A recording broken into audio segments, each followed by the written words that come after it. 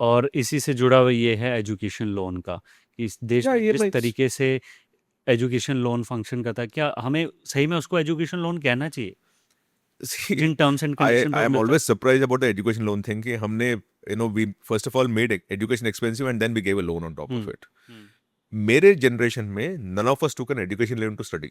हम्म। ये जनरेशन में you cannot study without an education loan. हम्म। और हम बोलते हैं इंडिया डेमोग्राफिक डिविडेंड वगैरह. Hmm. How can you earn a demographic dividend when you don't invest in your demographics? Hmm. Is there a dividend possible without investment? हम्म।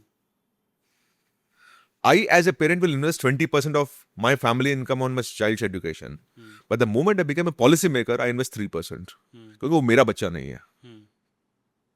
ये मेरा बच्चा है तो मैं 20-25% इस पे डालूंगा. हम्म। पर वो मेरा बच्चा नहीं है तो 3% डालूंगा और बोलूंगा पैसा नहीं है देश में, कहाँ पैसा है. हम्म।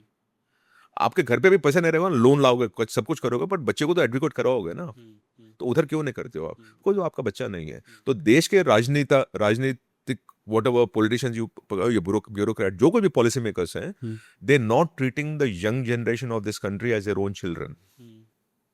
Because if it is their own children, वो 3% of the total income नहीं डालेंगे बच्चे पे, वो 20-25% डालेंगे. हम्म। क्या इस देश में कभी एजुकेशन और हेल्थ फ्री हो पाएगी, इक्वल हो पाएगी? क्या कभी एक ड्राइवर का बेटा और तो एक मालिक का बेटा एक स्कूल, एक कॉलेज, हायर एजुकेशन? वो नहीं होगा अभी, because we created a financial incentive for the government to earn money every time this happens, no? Hmm. So now we're getting locked into the thing. 4 साल 5 साल में हम सब बात करेंगे 1 लाख करोड़ जीएसटी रेवेन्यू इधर से आएगा from students. So then it becomes a problem. So अभी हो रहा है already. In my opinion, this year government will be earning about 30,000 crore rupees plus on GST on coaching and skilling companies. You inbuilt a model. One thing you would like to student जो कि बहुत ही अभी disheartened हैं, disappointed हैं, frustrated हैं, सोच रहे हैं कि अब लाइफ खत्म हो गई, उनको क्या कहना चाहेंगे being a counsellor? See, first of all, a lot of students think कि MBBS is the end of it. Right.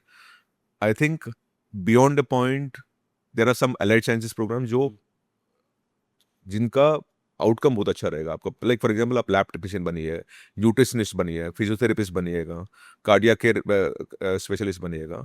All these are jobs जहां आप अपने आप स्वयं you can be on your own, you can work for someone else and create a good profile for yourself. MBBS में ना आपका revenue आएगा 10 साल के बाद. एमबीबीएस से रुकेगा नहीं, उसके बाद एमडी करना पड़ेगा आपको, बीच में इंटर्नशिप करनी पड़ेगी.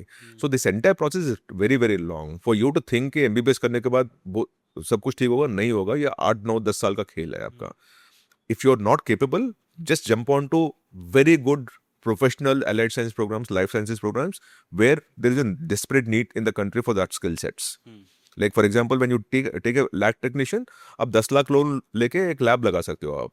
Because everywhere you need blood sample, this sample, that sample चलता ही है आज के दिन में. कुछ भी करना है तो आपको वो एक टेस्ट चलता ही है. बुखार भी आएगा तो डॉक्टर लैब को भेजता है. तो लैब टेक्नीशियन या फिजियोथेरेपिस्ट बनिएगा, न्यूट्रिशनिस्ट बनिएगा, because people are now investing in health and all. So start, there are about 60+ allied sciences programs. You need to draw a line saying कि मैं ये करूंगा, नहीं कर पाऊंगा, I can afford, I cannot afford, and then start taking off the other options. नहीं तो problem होगा. One message to the government, to the policy makers. I think don't kill school education. Don't push students to coaching institutions only. Coaching should not decide the future of the student. It should be the education that should decide the future of the student. If you can do that, that will be good. And parents? Don't put pressure on the children. You need to know where your children are capable and what are they not capable of. Don't push them, because अगर आप ज़्यादा pressure डालोगे ना तो कल आपका नहीं रहेगा बच्चा.